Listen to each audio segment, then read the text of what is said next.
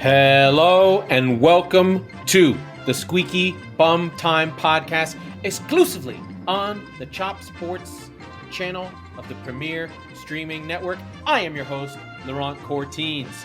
In this episode, we will discuss the quarterfinal results of the Carabao Cup and preview the Super Double Derby weekend of North London and in Manchester.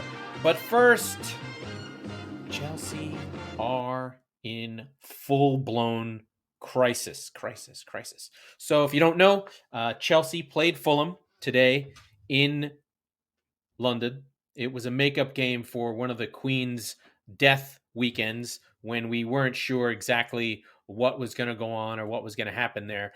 But this game, João Felix did play. He just signed from Atletico Madrid on a very large loan.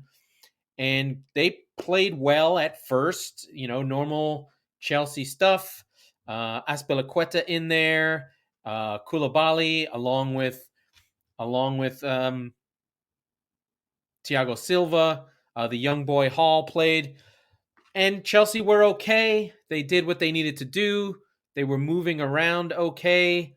But again, Willian, old, washed up, was literally in Palmeiras, not at the beginning of the season.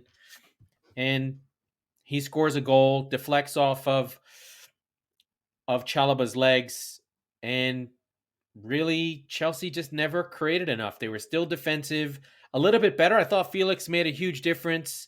The game is, I don't think, what's interesting. I think the part that's interesting to me about this was I did not think Chelsea were going to win this game. Fulham are better. Graham Potter has not got a hold of this team yet at all. It is still playing in the similar way to the way that it played under Tuchel towards the end there. It's still listless. It's still disconnected. And there are weak spots that are weak. And I mean weak. Cesar Azpilicueta just cannot defend anymore. Listen, he's not, by no means old. I mean, he's 33 years old, but in football, you get the miles on your legs, and you simply can't continue. Fulham did.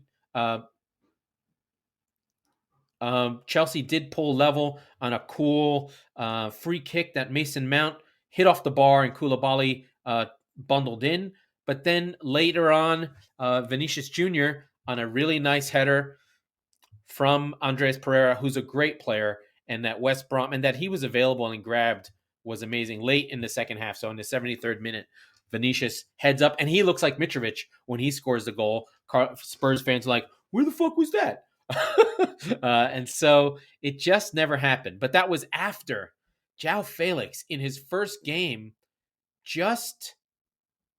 I don't know what he was thinking. He goes flying in the air into a tackle, running at full speed, and does Teddy in the leg. He just nailed him. And so,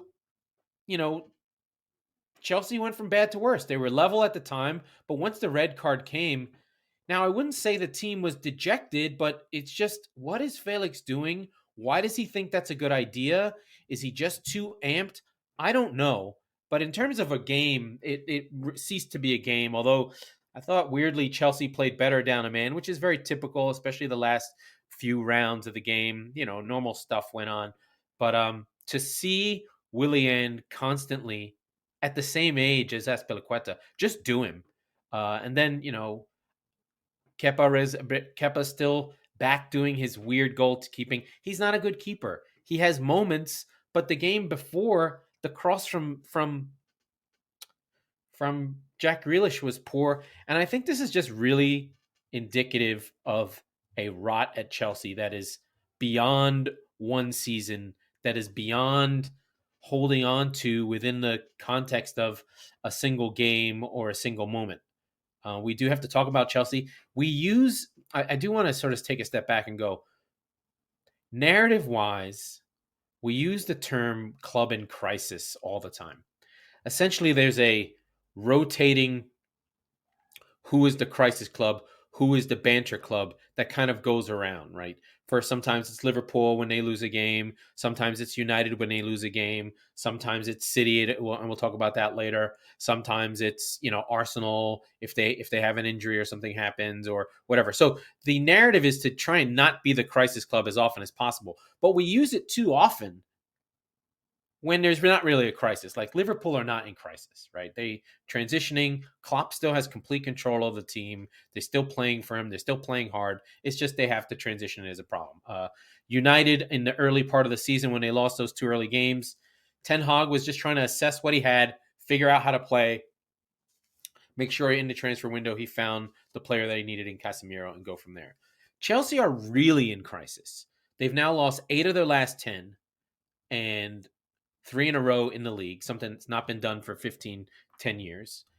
They are slipping down the standings. It doesn't appear that Bowley and his team know what they're doing. They sort of just grabbed Felix just because he's a name and he's supposed to be good. Potter looks like a championship level coach getting a hold of a Tiffany brand team. I mean, would Ole do any worse? I mean, I was kidding around the other day with John on chat, just like Ole at the wheel. Is this Potter at the wheel? He looks lost. There's nothing of the swagger. There's nothing of the buy-in, of the intricate passes, the pressing, all the stuff that happened at Brighton that I watched regularly. And let me tell you, that team could play. That team was good. That team defended well. That team was cohesive. And it happened in Brighton immediately, right when Potter took over. Yes, he had a full preseason. They completely changed the way they play. They were no longer Chris Hilton's team. They were Potter's team immediately. Did the results come? No, but they could play. This Chelsea team, I'm seeing nothing. There's nothing of Potter in this. Zero. And I think the big to-do that's happening with Chelsea is we are completely unaware of how much damage the invasion of Ukraine did to this team. We can argue and now say that Vladimir Putin not only destroyed his own country, destroyed supply chains, destroyed Ukraine, he destroyed Chelsea and probably Shakhtar Donetsk, who are going to sell Murdoch. The forced sale of Abramovich, because he was on a list of known Putin associates, stripped Chelsea of its complete identity. It stripped it of all its institutional knowledge. The only thing that's there is that blue shirt and the stands and the memory of what supporters think Chelsea are. It's all gone. It's empty. And I think that's part of what was going on with Tuchel in the back half of last season, where he was like, why am I managing this club? Why am I on all the transfers? What am I doing here? I'm supposed to just coach and win games.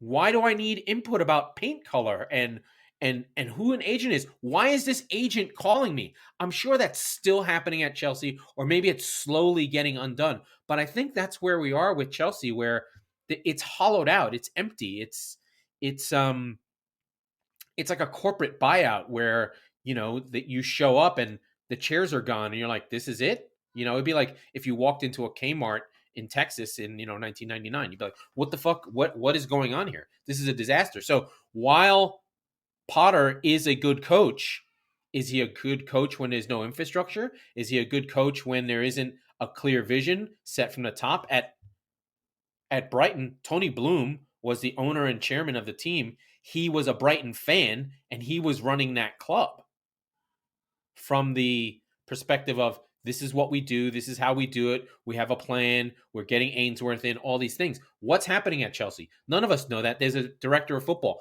What does Bowley know? Does anyone trust him? Is he hiring the right people? There's nothing. Mike and I think 2 years ago now, talked about Marina Granovskaya as the best female executive in world sport. She was running Chelsea. She was getting those deals off the line. She was the one dealing with Frank Lampard. She's the one who hired Tuchel. She's the one that negotiated all those contracts. And they kicked her out. She left with Abramovich. Abramovich was, I mean, she started as Abramovich's secretary. Don't read into that. But she was running Chelsea, and all that's gone. And I think that's what we're seeing with Chelsea and where they are right now. But I do want to go to the Carabao Cup. And we had the quarterfinals. Some of them were good. Some of them were better than others. But I do want to touch on it. And I know all my friends from Liverpool and my friends from Manchester United, from the red side of Manchester, want to talk about this. But let us start with the mighty fighting trees of Nottingham Forest.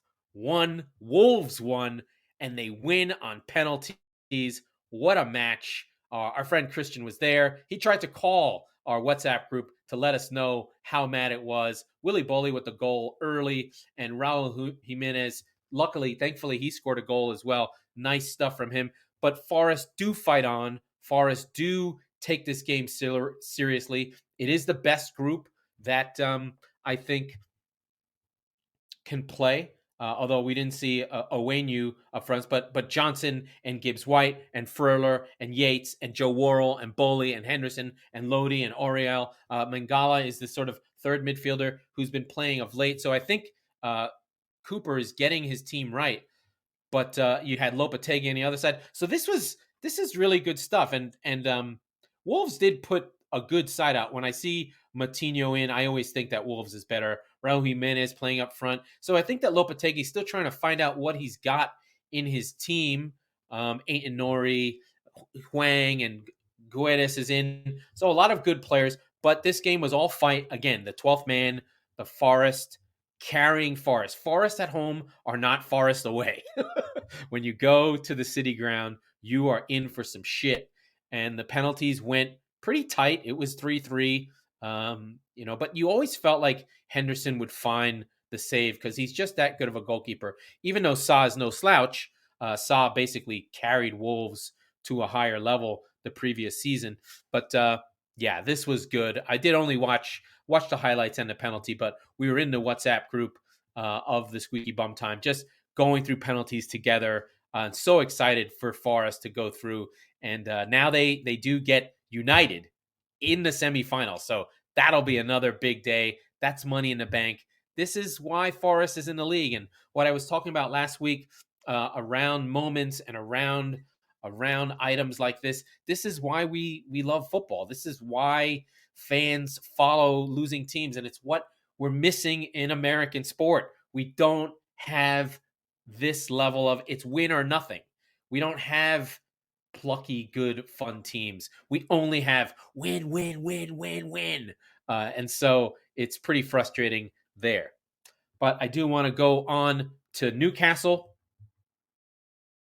who are also a team not in the vein of Forest, but in terms of suffering fans. In terms of suffering fans, Newcastle have been suffering. Now they did get the win, and they are at a different place than Forest. But for the fans, like let's take all the money aside, let's take all that stuff aside, all that hurt, all that feeling. Newcastle had been sort of dying in the Premier League, whereas Forest were kind of in the Championship of dying. They were a level down. Forest were just kind of there to have Steve Bruce and hang on with Dower Rafa Benitez and all this stuff. And you have the PIF thing, and we have the sport washing thing, which, as a City fan, I don't have a pot to piss in. Yes, oil. Yes, all those things are true. What am I supposed to do? Do I know what hedge fund managers do? They somehow get a pass. They're not exactly good guys either, but whatever. I'm not going to fight about the morality of Saudi Arabia versus Qatar versus Abu Dhabi versus this or that. But anyway, Newcastle's fans deserve good play, and they're getting it. I think Newcastle just beat Leicester 3 times, and it seems like they've played them 3 times in the last couple of weeks. But they beat Leicester again. And they move on with a really good performance and 2 guys who scored goals that just embody what Eddie Howe has done for this team. So Really dominant performance. Leicester are not up for this level anymore. In fact, Brendan Rodgers said that over the last 3 years, their net spend is $10 million. I'd have to check on that, but it just goes to show where Leicester are. They haven't spent money. But, Newcastle, 22 shots, 9 on target to Leicester's 7. I mean, even winning the possession game, Newcastle just play with more force, especially at home, especially at St. James's Park. And the two goal scorers, Dan Burn on 60 and Joe Linton on 72, they both epitomize the spirit of this team. It's a hardworking, powerful, athletic, square peg and round hole kind of team where Joe Linton was played as a number 9 because he looks like one, but he's not one.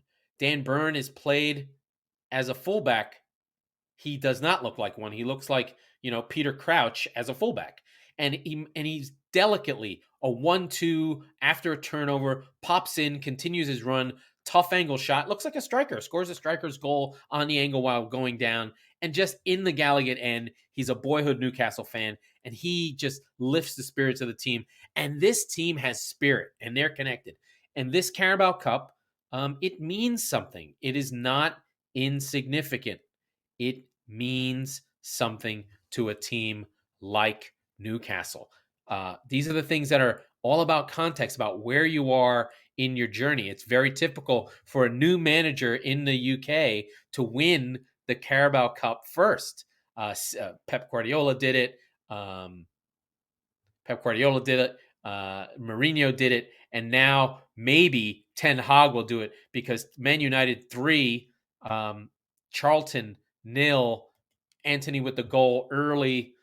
And we see that United are serious about this. Ten Hag is serious about it. And it's a good opportunity. It's a good springboard for United, who are now the favorites. They just have to somehow get through Newcastle. Will not be easy.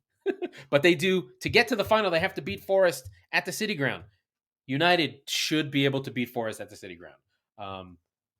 If they can't, I don't know.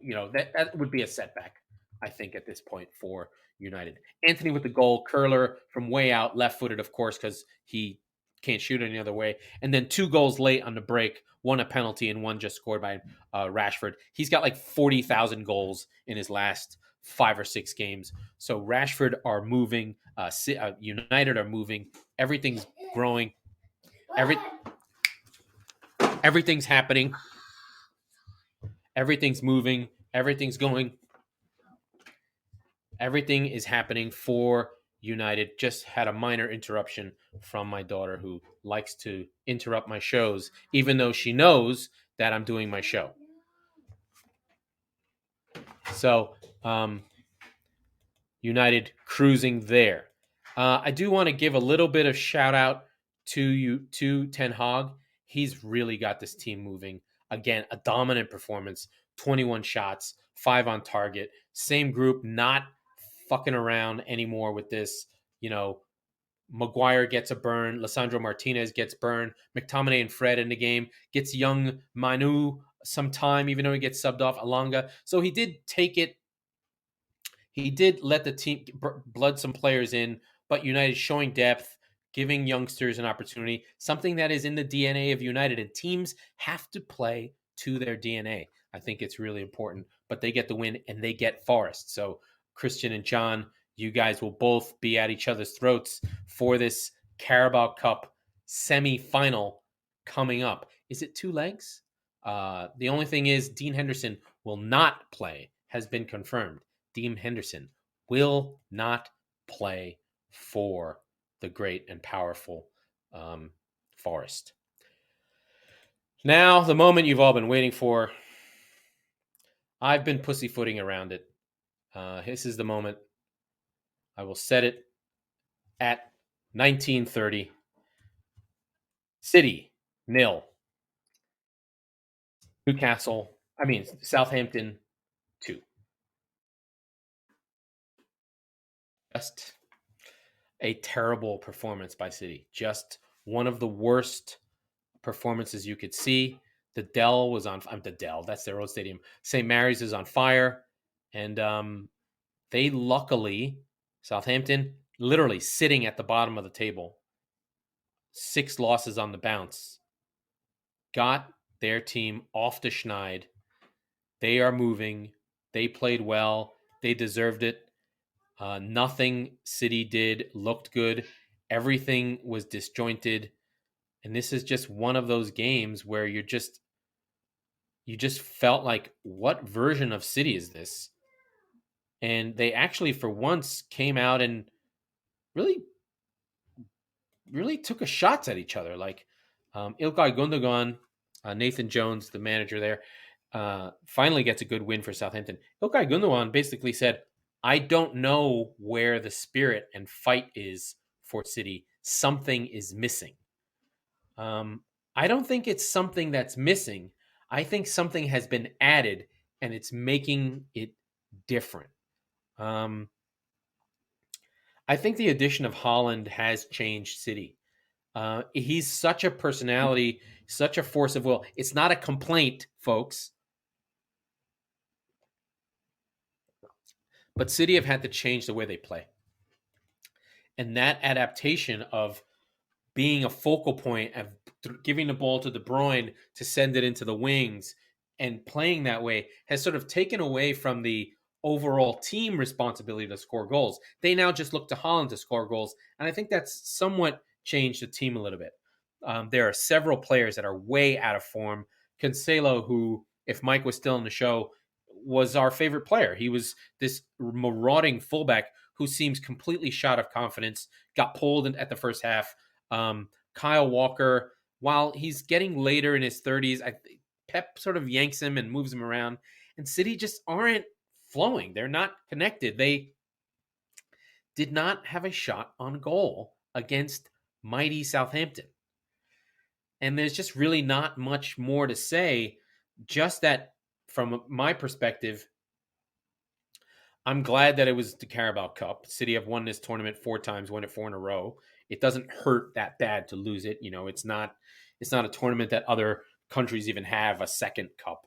This is an unusual one that only exists because in the 50s, when teams got lights, they wanted something to do with their stadiums during the midweek because they could play at night.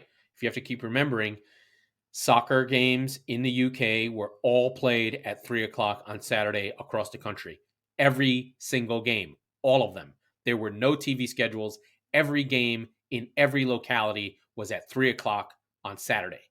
Period. It came from the factory times that teams would have Sundays off. It was blue, so you'd go to church, you wouldn't drink. But Saturday half days are why we have sports at all. Because guys needed something to do after doing their half day, getting their wage pack, they'd go to the ball game at 3:00.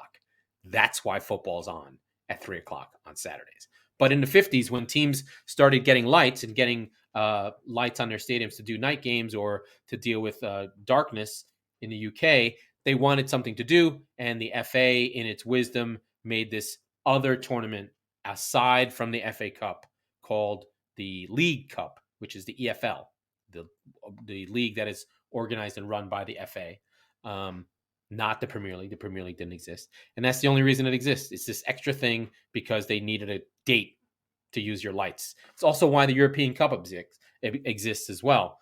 It was a night, midweek. You could play under the lights. Anyway, television, history, money, all interesting. But City just lose the Carabao Cup, and Southampton, good on them. That's a very inconsistent young team. I think during the season, they were the one team that, they would lose, but you could get a performance out of them. And just like, what version of Southampton is this that just showed up and just kicked ass? And that's where we are there. You guys can make fun of me. I'm not upset, but I am going to voice my concerns when we get to the previews for the Premier League, which we will start now. So, on to the Premier League. our favorites, the best of the best. We did have a match week. I did talk about it. So the Fulham Chelsea game was a Premier League game, but that was a makeup game for match week 7. Let us go through the schedule, then we will stop and get on to the big games. First, tomorrow, Friday, Aston Villa play Leeds. That's a really good game. Jesse Marsch has his boys moving in a decent direction. They are on the form table. Leeds have 2 draws in a row. Just going to check up on it. Just want to make sure that I'm clear about where our friends from Leeds are. Leeds have 2 draws in a row.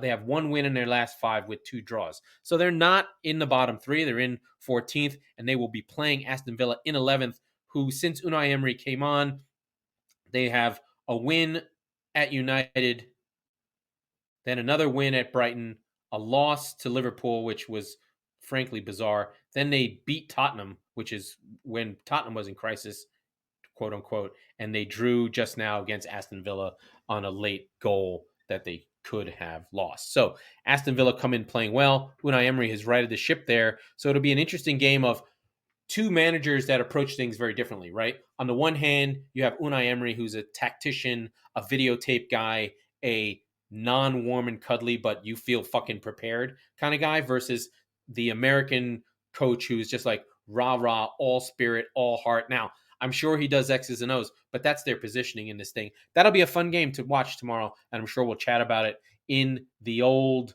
chat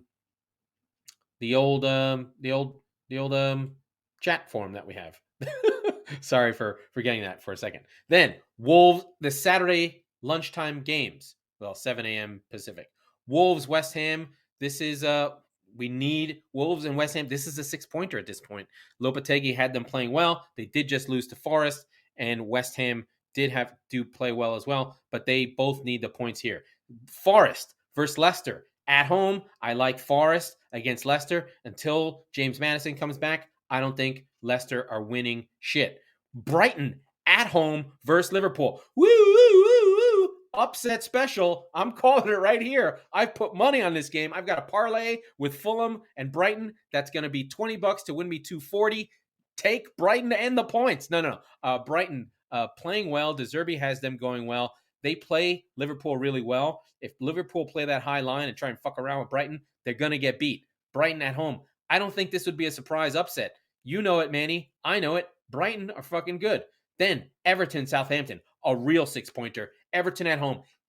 Frank Lampard, if you lose this game, you're fucking fired. Okay? That's it. This is a steel cage match. Loser goes home. Southampton coming off the great game against City. They should take that lineup, play it again. But they really do need a goalkeeper. I don't know why they're playing Bazuna. But Everton, you've got to fucking win this game. I don't like you that much, but for fuck's sake, get it done. Then Brentford at home versus Bournemouth. A good little game, but Bournemouth are starting to slip. Bournemouth, 3 losses in a row. Got beat by United. Got beat by Palace. Got beat by Chelsea. Now we know getting beat by Chelsea means you fucking stink. Their last win was against Everton at home, of course.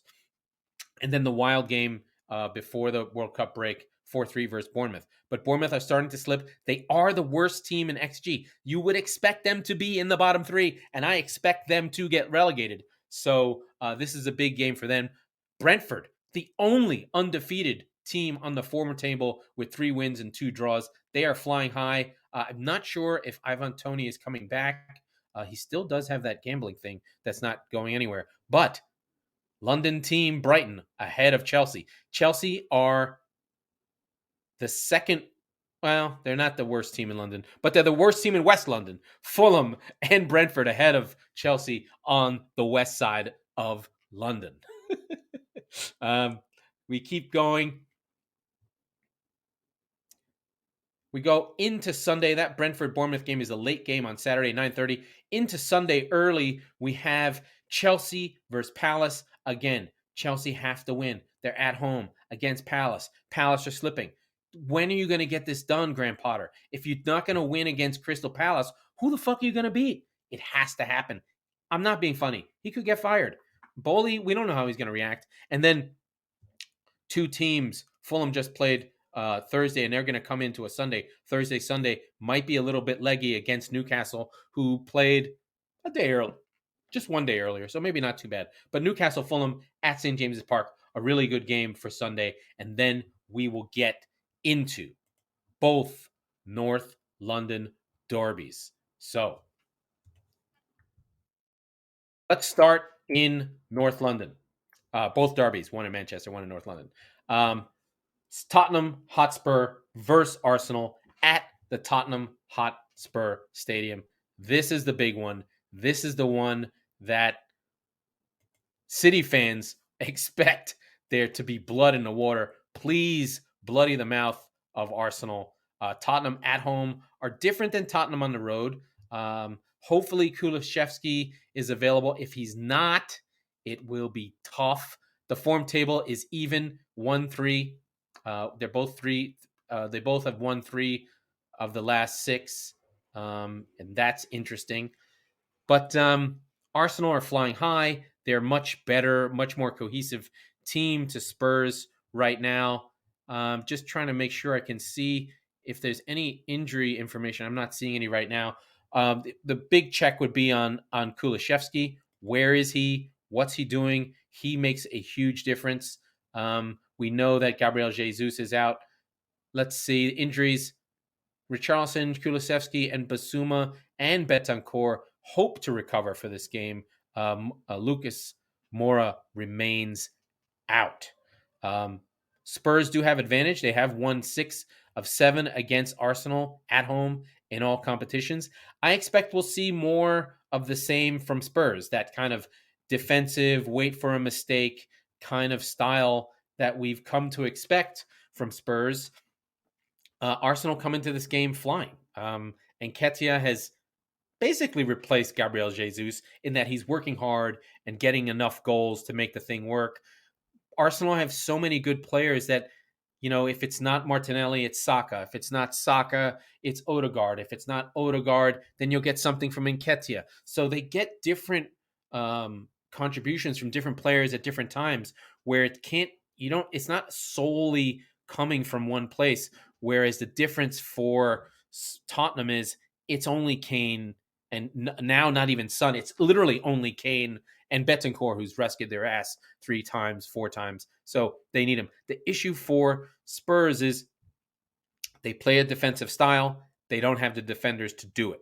I'd like to see them try and take the game more to Arsenal. It would behoove Conte to be on the front foot and play with force and energy. These games tend to be draws, but the form table says Arsenal should win this. But in the North London derby, anything is possible. Be on the lookout for Xhaka.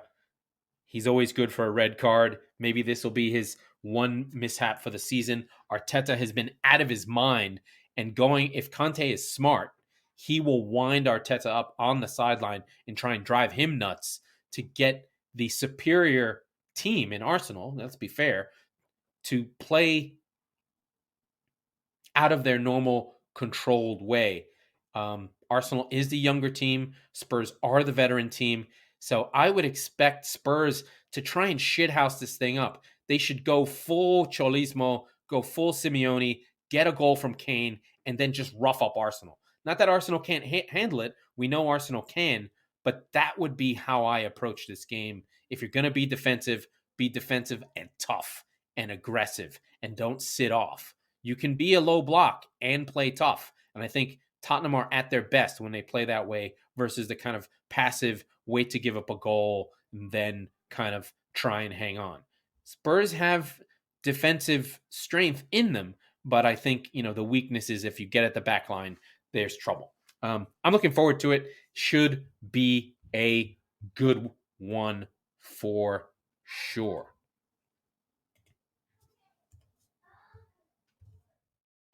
And we go on to our friends in Manchester as we get another measuring stick of the Ten Hag experience.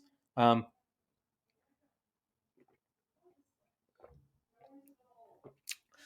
think we know what City are. I do,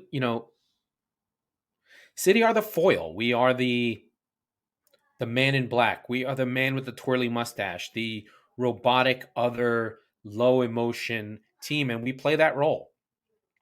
We play the foil for Arsenal, plucky Arsenal. We're playing the foil for United and Ten Hag. We just are the foil for football in England right now. Um, Without us, we're the bad guy.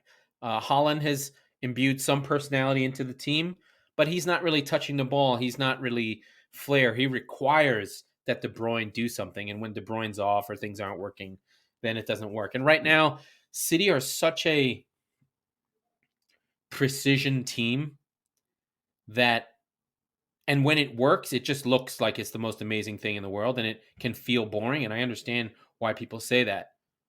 But when it goes bad, like it has somewhat for the last couple of weeks, the precision and the need for it to be perfect really shows up. And that's where City are right now. They are in a moment where they're not sharp. De Bruyne, he's had a couple of real stinkers where he just loses the ball, or we're in possession for possession's sake, and Phil Foden hasn't scored a goal. He's just hanging out wide and not being direct and getting into the goal. And Holland is just there, starves of service, and he has to do karate kicks to score goals because everyone just collapses into him. And City aren't being fluid. There's not that interchange of things. Now, City could score a goal early and United could flop. It could happen. Casemiro was not there in the 6-3 when Holland scored a hat trick in a half an hour. And that was kind of one of those moments where is Ten Hag? Where is United? They had played well for a minute and then just got the doors blown off them. They had started playing, they played Eriksen deeper, but then tried to play with United, with City, and City are just like, yeah, you can't play with us. So don't try and do that. I expect that United at home will play deep and try and hit City on the break, which is what they should do. Casemiro will draw turnovers. I don't like United's defense. I think that'll be a problem. If it's Maguire, if it's Varane, if it's Lisandro Martinez, I don't know how they're going to mark Holland. It's really about stopping the balls before they get to him. But Holland can muscle anyone out of the way. So this might be more of the same. City, of course, are favorites, blah, blah, blah, narrative.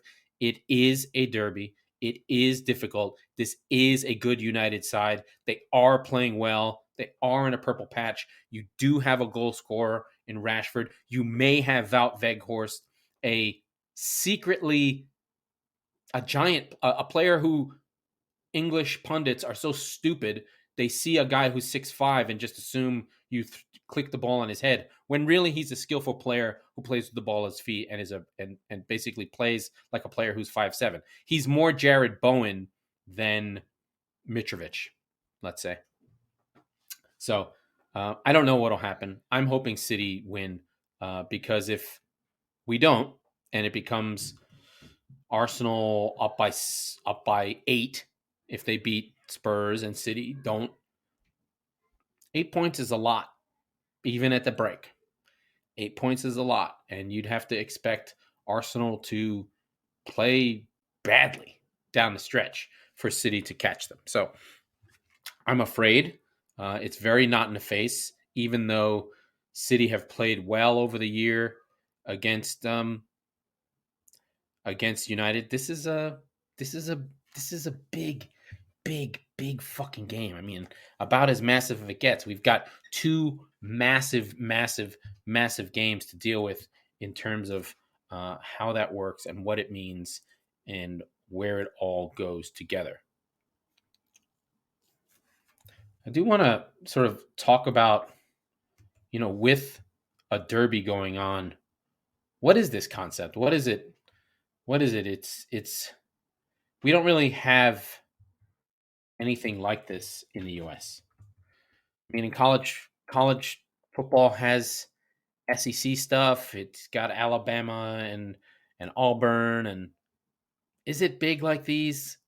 Is it Is it as big as that? I don't think so. I think it's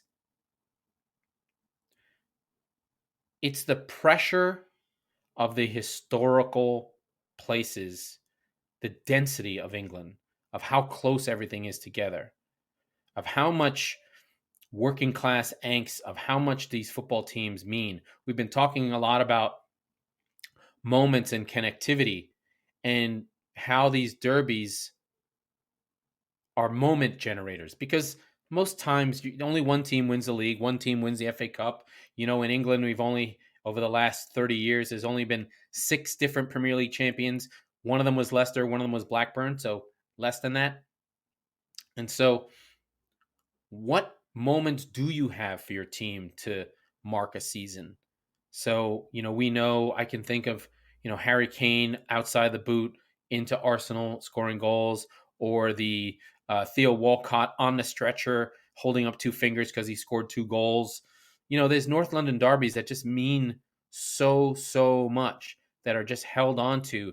They're moments that never end. They become fixture things that are always going to be there. The 6-1 by City on their way to the first title, when United had a man sent off, as the changing of the guard. Now, had City lost the league, that wouldn't have meant as much, but that game became a changing of the guard in retrospect, as a narrative for those City fans who grew up in Manchester, just getting abused as children by United fans, winning year after year after year after year, and City just holding on to the 81 FA Cup, 1974 League Cup, and Gillingham 99 FA Cup playoff. I mean, we were kidding around the other day about, when United were winning the treble, City were in a League Cup playoff at Wembley going against Gillingham, against Tony Pulis's Gillingham.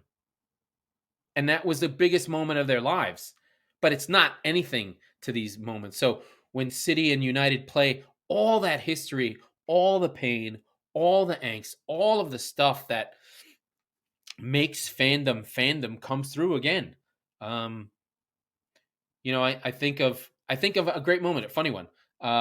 We went to myself when I first met Manny, myself, John, and Manny. We woke up at like an ungodly hour, went to LA Coliseum to go to the Premier League Fan Fest, and it was the 5-1 Liverpool against United,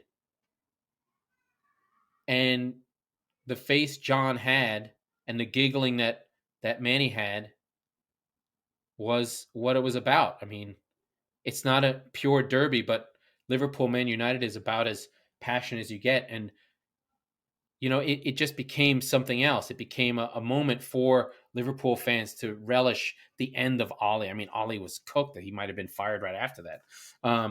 But those things live on, or the Everton's pain of losing to Liverpool in brutal ways with Origi the doink off the bar. All those things. There's so many for Everton fans. They just want to win against Liverpool more than anything in the world. It would make their season.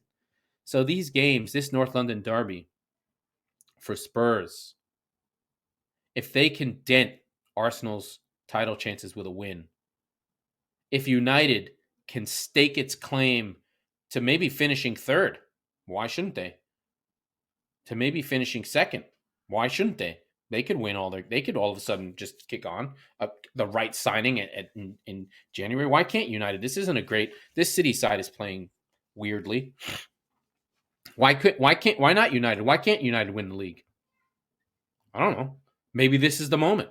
And that's what it means.